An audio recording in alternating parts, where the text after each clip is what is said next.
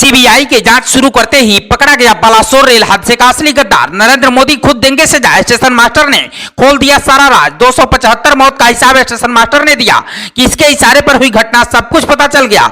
असली गद्दार अब नहीं बच पाएगा, सरेआम दी जाएगी सजा। पूरे 4 दिन बाद भी चैन की नींद नहीं सो सके पीएम मोदी। 50 घंटे की रेस्क्यू के बाद वापस लौटे रेल मंत्री ने खाई कसम, अब कभी नहीं होगा कोई रेल हादसा।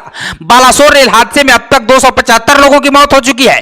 हादसे वाले दिन महानगर बाजार स्टेशन पर तैनात स्टेशन मास्टर एसबी मोहंती पर शक की सुई घूम रही है, क्योंकि जिस तरह से हादसा हुआ वाकई में रोंगटे खड़ा कर देने वाला है। 3 ट्रेनों का एक साथ आपस में टकराना कोई मामूली बात नहीं है।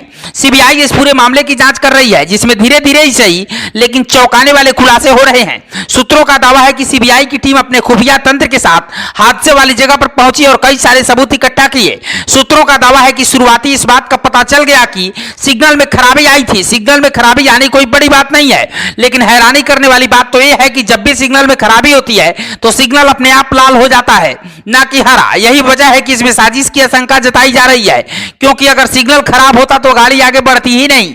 यानी कहीं ना कहीं सिग्नल के साथ छेड़छाड़ की गई। किसने की छेड़छाड़, सीबीआई की टीम अब पता करने में जुटी है। इसके अलावा यहां दूसरी बात जो सामने आ रही है वो यह है कि पटरी पर लगे चेंजर में भी खराबी का दावा किया जा रहा है। खबरों के मुताबिक कोरोमंडल एक्सप्रेस को दूसरी लाइन पर भेजा गया था, लेकिन जिस लाइन पर उसे भेजा गया उस पर वो नहीं गई और सामने खड़ी मालगाड़ी से टकरा गई। यही वजह है कि इसमें रेलवे के किसी कर्मचारी की मिलीभगत होने की आशंका जताई जा रही है। हालांकि सच क्या है जांच के बाद ही पता चल पाएगा, लेकिन राहत की बात यह है कि कोरोमंडल एक्सप्रेस के लोको पायलट और असिस्टेंट लोको पायलट जीवित हैं। यानी सीबीआई इनसे अच्छे से पूछताछ कर भीषण हादसे का हर एक राज का पर्दाफाश कर सकती है।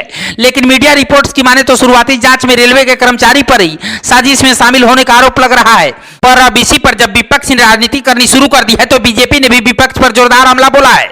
असल में शुरुआत में विपक्ष ने मांग की थी कि इस हादसे की जांच सीबीआई से करवाई जाए, जिसके बाद रेल मंत्रालय ने भी सीबीआई जांच की मांग की थी। तुरंत सीबीआई जांच शुरू हो गई, जिसके बाद पश्चिम बंगाल के भाजपा नेता शुभेंदु अधिकारी ने हादसे को लेकर ममता बनर्जी पर निशाना साधा है। उन्होंने कहा कि हादसा टीएमसी की साजिश है। सीबीआई जांच से ममता बनर्जी डर क्यों रही हैं? हादसा दूसरे राज्य में हुआ है तो ममता बनर्जी जांच से क्यों घबरा रही हैं?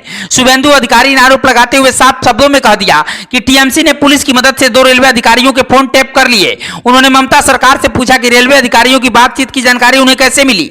यानी सीधे तौर पर शुभेंदु ने इस हादसे में ममता बनर्जी के शामिल होने की बात कह डाली है। असल में हादसे वाली जगह पर तुरंत ममता बनर्जी भी पहुंची थी, जहां पर वो रेल मंत्री से ही उलझ गई थी। हादसे में कितने लोगों की जान गई, इसको लेकर दोनों के बीच बहस हुई थी। ममता बनर्जी ने दावा किया था कि हादसे में करीब 500 लोगों ने अपनी जान गंवाई है, जबकि रेल मंत्री ने साफ कहा कि इतने लोगों की मौत नहीं हुई है। लेकिन अब जब शुभेंदु अधिकारी ने ममता बनर्जी पर ही आरोप लगा दिए हैं तो हर कोई हैरान रह गया है। अब देखना होगा कि सीबीआई जांच में हादसे के जिम्मेदार को कितनी बड़ी सजा दी जाती है। वैसे हादसे के जिम्मेदार को कैसी सजा मिलनी चाहिए, आप अपनी राय हमें कमेंट बॉक्स में जरूर बताइएगा और खबर को शेयर कीजिएगा। ब्यूरो रिपोर्ट पूर्वांचल समाचार।